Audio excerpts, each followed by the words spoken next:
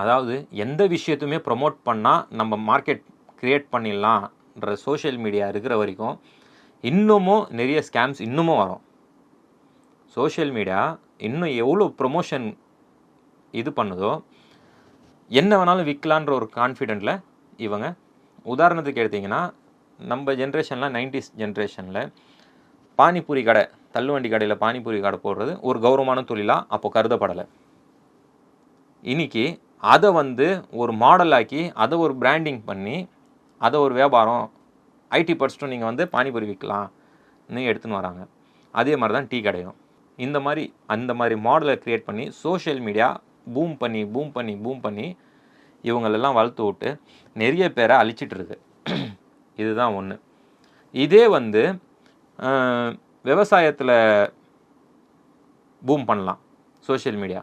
அதாவது ஆடு வளர்ப்பு, கோழி வளர்ப்பு, மாடு வளர்ப்புன்னு எவ்வளவோ இருக்குது வியாபாரங்கள்.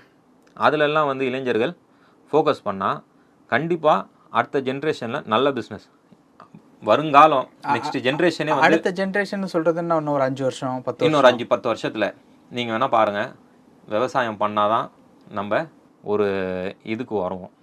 ஏன்னா உணவு முறைன்றது ரொம்ப மோசமான நிலைக்கு தள்ளப்பட்டு இருக்குது. எல்லாத்துக்குமே காரணம் இந்த சோஷியல் மீடியா தான். ஏன் சோஷியல் மீடியான்னு சொல்கிறேன்னா, நல்ல விஷயத்தை ப்ரொமோட் பண்ணுறது கம்மி.